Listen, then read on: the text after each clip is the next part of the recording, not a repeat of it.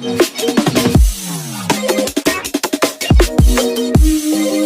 दोस्तों, welcome back. आज के इस वीडियो में हम सीखेंगे रेफरेंस मेनू में टेबल ऑफ अथॉरिटी के बारे में। सबसे पहले जानते हैं कि टेबल ऑफ अथॉरिटी क्या काम करता है। टेबल ऑफ अथॉरिटी वैसे ही काम करती है जैसे इंडेक्स काम करता है, यानी कि टेबल ऑफ अथॉरिटी शब्द को मार्क करने के लिए इस्तेमाल में लिया जाता है, लेकिन शब्द को मार्क हम मार्क एंट्री से भी कर सकते हैं। तो मार्क सिटीजन्स और मार्क एंट्री में अंतर क्या है? अगर हम मार्क एंट्री की बात करें तो यहाँ पर हम सिर्फ शब्दों को मार्क कर सकते हैं, लेकिन हम टेबल ऑफ अथॉरिटी में हम शब्द को मार्क करके उसकी कैटेगरी को बना सकते हैं। जैसे यहाँ पर मैं कुछ शब्द को मार्क कर लेता हूँ। मार्क करने के लिए शब्द को सेलेक्ट करेंगे और फिर मार्क सिटीजन पर जाएंगे और यहाँ पर हमने जो शब्द को सेलेक्ट किया है वो इस बॉक्स में आ जाएगा। अब हम यहाँ से 2-3 शब्दों को और मार्क कर लेते हैं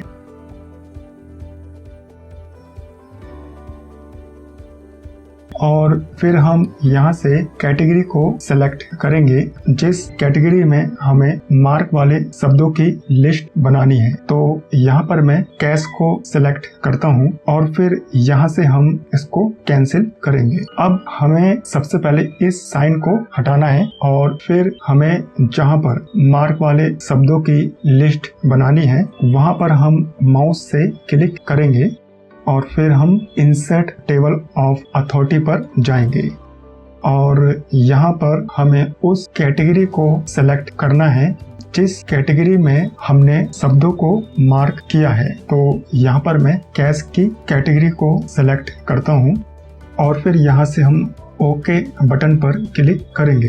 तो जिस कैटेगरी में हमने शब्दों को मार्क किया था उनकी लिस्ट यहाँ पर आ जाएगी और अगर हमें दूसरी कैटेगरी को बनाना है तो उसके लिए हम यहाँ पर माउस के कर्सर को रखेंगे और फिर मार्क सिटीजन पर जाएंगे और अब हम यहाँ से दूसरी कैटेगरी को सेलेक्ट करते हैं। तो यहाँ पर मैं सेलेक्ट करता हूँ स्टेटस और फिर यहाँ पर हम 2-3 शब्दों को मार्क करेंगे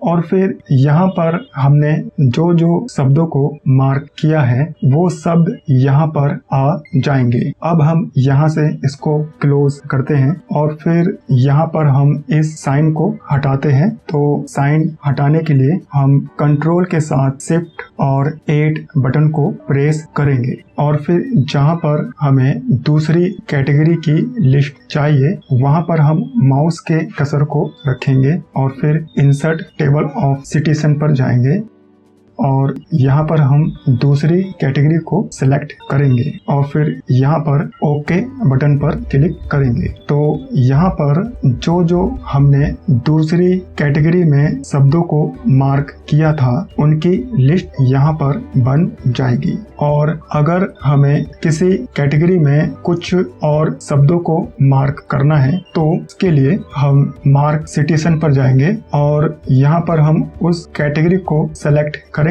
जिस कैटेगरी में हमें और शब्दों को मार्क करना है। तो यहाँ पर मैं कैश वाली कैटेगरी को सेलेक्ट करता हूँ और फिर यहाँ पर हम कुछ और शब्दों को मार्क करते हैं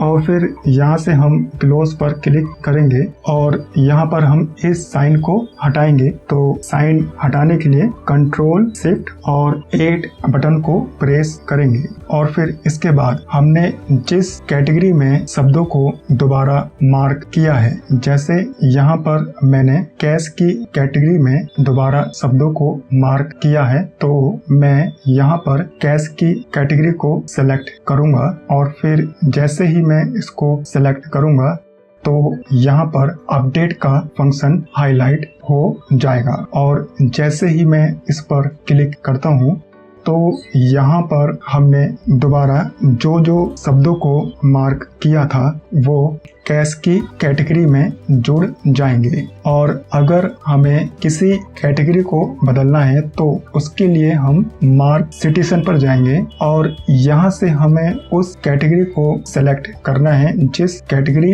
को हमको बदलना है। तो यहाँ पर मैंने कैटेगरी ली है आर्ट और फिर इसको बदलने के लिए हम कैटेगरी पर क्लिक करेंगे। अब यहाँ पर हमें वो नाम देना है जिस नाम में हमें कैटेगरी के 8 वाले नंबर को बदलना है। तो यहाँ पर मैं देता हूँ कंप्यूटर